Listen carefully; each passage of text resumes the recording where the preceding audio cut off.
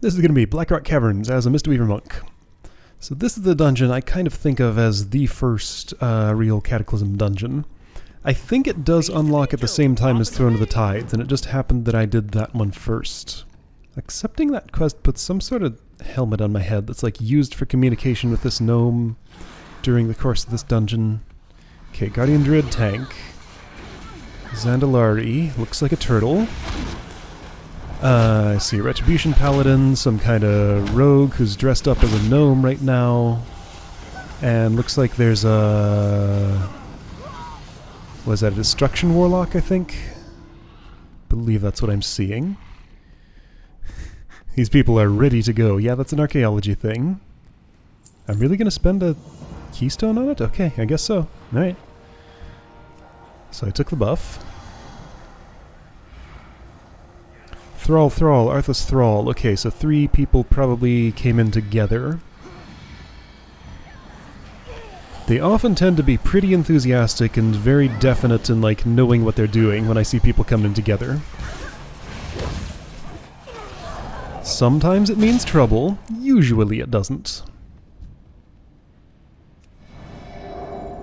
If people are in a dungeon with their friends, more often than not I've found they're kind of, I don't know, not necessarily like on their best behavior, but you know, they know what they want to do and they're there to get it done, not just gonna mess around.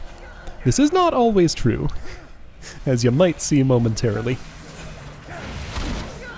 Alright, so there's a boss wandering around in that room, in this room, that big ogre back there, Ramog Bone Crusher.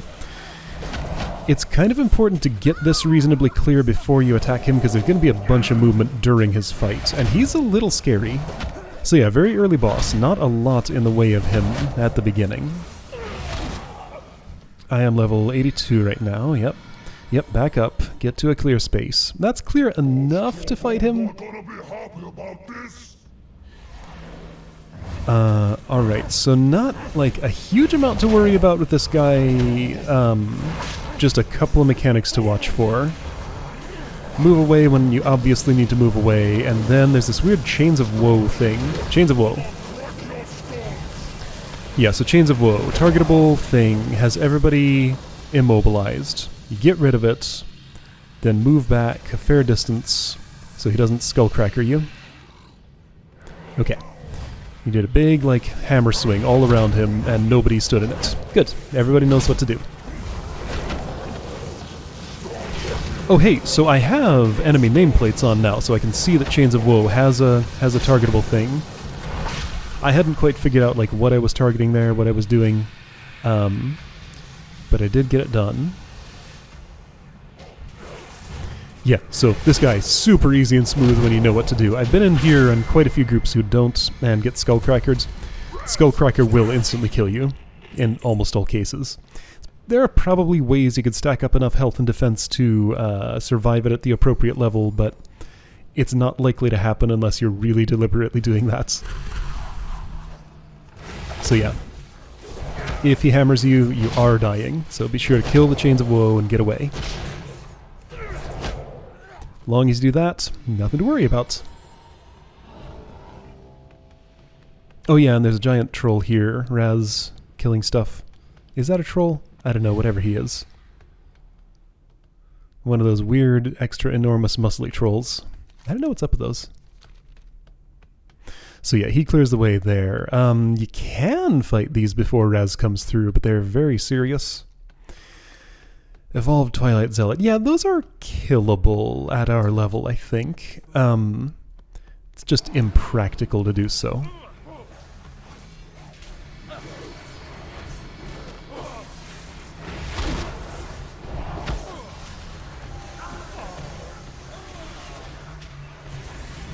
Looks like I'm reasonably on my game right now. I see just the way I'm moving around and doing things. I'm reasonably confident in this. I remembered this dungeon. I had run it a whole bunch of times. I always kind of liked coming in here. It's a cool place. There's a quest marker on the floor here, so this is showing that that communication helmet is going to pipe up and give me a thing. Oh, it just accepted it without even showing it to me. Okay. So basically just continuation, you know. Whoa, you took a big hit. I wasn't really ready for... Okay, so Evolved Twilight Zealots will do that. Yeah, so fighting just one at a time, you know, that happened. We were fine. It's just, we could have not been. So let's see, which route's going to be taken here? Yeah, people do sometimes like to skip this by jumping off to the left. You can go to the right and go around the ramp. Both ways work. So, Corla, Herald of Twilight here, second boss. Has some dudes who might be worth killing first, so I guess we're doing that. So yeah, Corla, Herald of Twilight. She has some mechanics that are super interesting on Heroic, but aren't incredibly relevant on Normal. You can kind of do them, but you can also mostly ignore them. So there are two dudes next to her on either side who are in the process of evolving into those evolved Twilight Zealots. And there are like two beams coming down toward them. Yeah, so regular Twilight Zealot has a beam coming into it. So Woog's here, the rogue, is standing in the beam and interrupting it. So she's receiving the evolution. There's a stacking debuff that goes on her. If you receive enough stacks of it... Yeah, so I'm taking it now. I got 8. So expires in however many seconds from when it's first put on. The idea is you stand in this beam.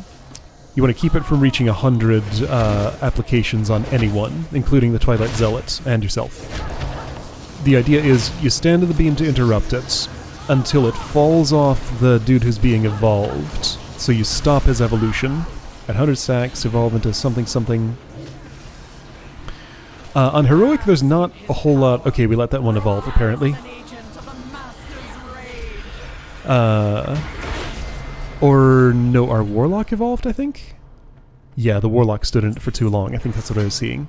She dropped a red winter hat, was also wearing one because this was being done during the Feast of Wintervale. So that kind of tells you how old this footage is. It's 1, 2, 3, 4 months old now.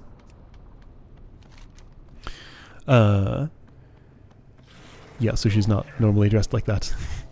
Anyway, yeah, so on Heroic, those things stack up a lot quicker. So to get the 12 seconds to go by so that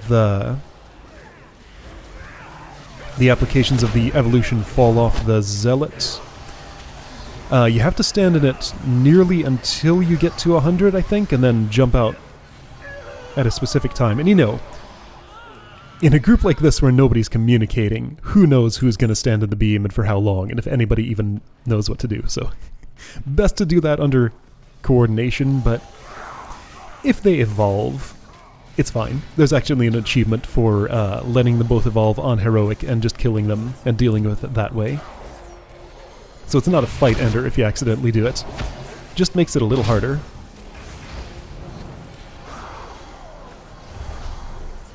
Yeah, so those have some attack, though, that's hitting this tank for like half to 3/4 of their health. Gotta watch for that. And if you have 2 at once, it could be trouble. So yeah, whole bridge full of dudes. We're gonna have to fight him, right? Nope, Raz will do that for us. Don't know who Raz is or what his story is, other than that he is a giant muscly troll who smashes things in here for us.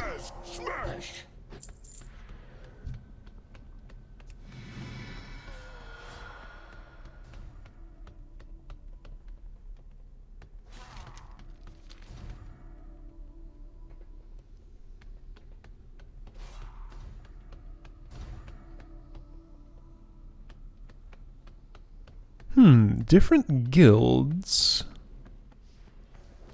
on these. Oh, Karsh Steelbender. Oh, this is such a cool encounter. I really like this one. And it goes wrong so often with people who don't like instantly know what to do. Yeah, this is a fascinating encounter. So Karsh Steelbender, he's in there in the middle of his forge. There's a giant pillar of fire in the middle. Again, good idea to take out a few of the fire elementals walking around just so they don't get involved in the fight here. When those get close to those like metal slime things, they they melt them and they become active for a moment. I think you can kill them if you try hard enough, but you don't really need to. Anyway, so Karsh Steelbender has an armor effect on him that reduces all damage taken by, I think it's 99%. So, you know, you don't want to do 100 times his health bar in damage to kill him. But what you can do is drag him through the fire pillar in the middle, where the party's going to take real heavy damage for every moment he's in it. Yeah, okay, so you don't want to do that for 4 ticks. This druid did not get him out quick enough. Oops. 1 is fine, 2 is also fine. The more you leave him in the thing... What if I'm going to get rebirthed here? Druid might be looking for the button. Someone else is healing? Because we do have another paladin here, right? Another paladin. A paladin. Okay, there we go. I found the button. That's nice. Yeah, so the longer you leave him in the fire, the more damage he can take, but you also really don't want to do it for that long. Yeah, so 3 ticks is about the maximum, it looks like. Everyone except me survived 4, so I just have the least health in this group, maybe? That's kind of what it seemed like. But you can totally do it with just, like, in and out, one burn on his armor, and then, you know, drag him in again when the armor renews. It's really cool. I like it a lot. And also kind of funny because of how often, you know, a tank who doesn't have an exact plan for how to do that will just kill the entire party. Or alternatively, everybody tries to fight him with his armor up, and just does, like, no damage. I don't know. Just one of those traps that... It's just funny to see when it goes wrong. That frostbomb kind of hurts. But you kind of have to stand in it more or less, just because, like, that's where all the action is. So I'm just healing through it. Oh, that's a Demonology Warlock. Right. I saw that Hand of Gul'dan.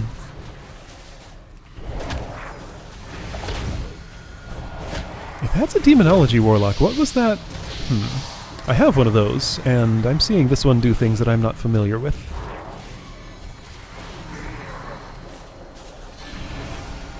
Maybe I haven't leveled up enough to see whatever some of those abilities are.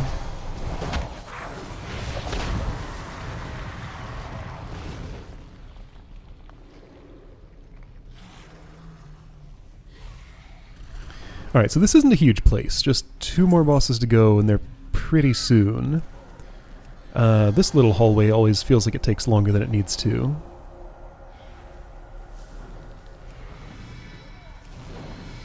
Nothing all that interesting here. I mean, there are the frost bombs, sure, I guess.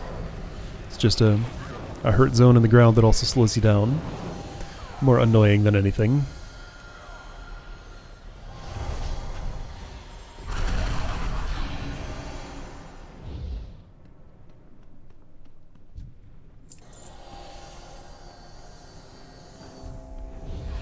Another big exclamation point in the ground up there. It'll give us a quest to kill. I think technically it's an optional boss. I think she can be skipped. I'm not totally sure though.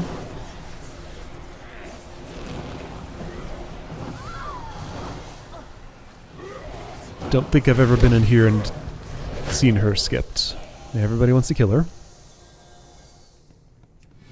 Because she's not exactly far out of the way. Yeah, so two quest spots.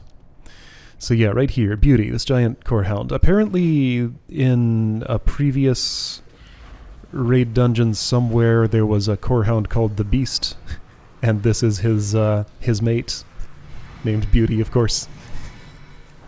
I forget where that is though. It was not a raid I spent like any time in. Like most raids. People are standing in the pool of lava that her puppies leave there. So yeah.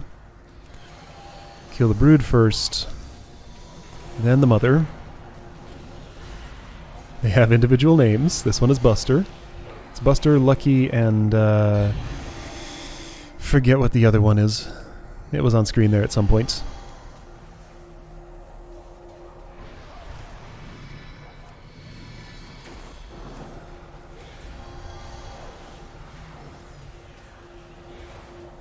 It's funny how these quests are just auto-accepting without coming up on my screen at all. They used to come up on screen and show me, like, you know, that gnome at the start who's talking to us through our helmets there, that are stopping us from seeing our faces, has things to say about this. I don't know. It just, I guess it just doesn't bother to show me that anymore.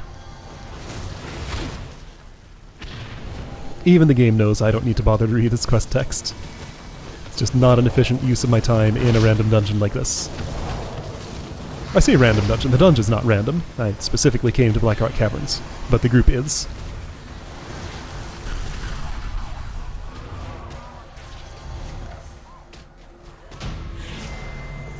I'm looking at the geometry on this model, and I don't think this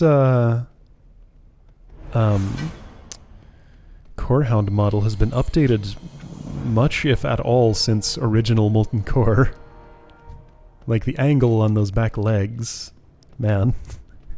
Funny they would put such an old model into, you know, 3 expansions deep, a brand new dungeon here. But that's this game for you. It's very old. You know, some parts of it are much older than others. It's just how it is. Not everything gets updated.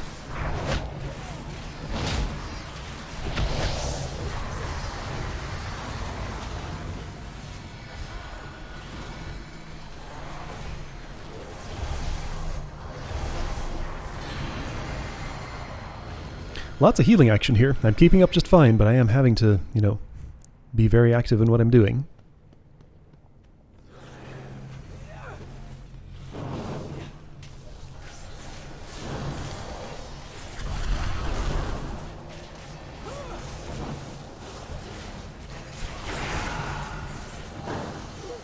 Did I use paralysis? That's what that sound was, but what was I paralyzing?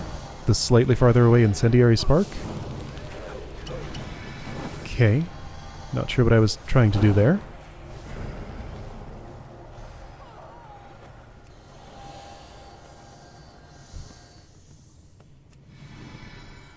Whoa! Okay, Frostbomb did some very bad things to you.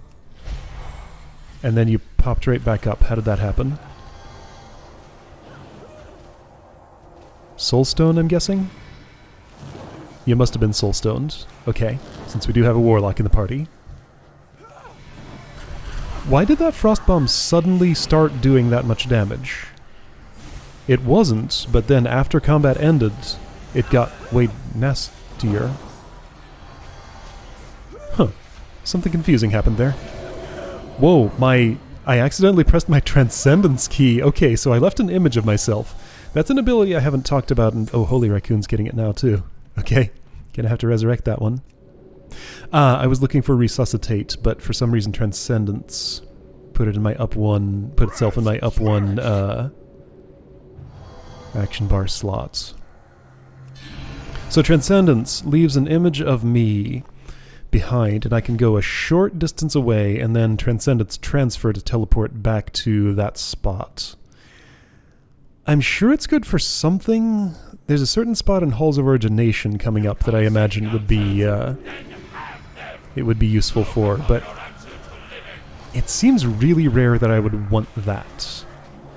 Like, think ahead, have a specific spot that I know I'm going to walk away from and then want to instantly return to. I don't know, I have yet to find a situation where that's really good for anything. I'm sure if I thought hard enough and kept it in the front of my mind, I would find those situations. I don't think of it. It's such a weird ability. And again, the range on the how far I can use, how far I can go away from my projection I leave behind is pretty small. Smaller than I'd like. Ascendant Lord Obsidious doesn't really do anything all that interesting. Has 2 shadows, trades places with them sometimes, which doesn't really mean much. Maybe there are more mechanics to pay attention to that I'm forgetting now, that from a tank's perspective makes that more interesting. I don't know though. And there goes my helmet. Alright, well that's Blackrock Caverns. Pretty cool place. Always a good time. And standing around here for a weirdly long time. Alright, see you next time.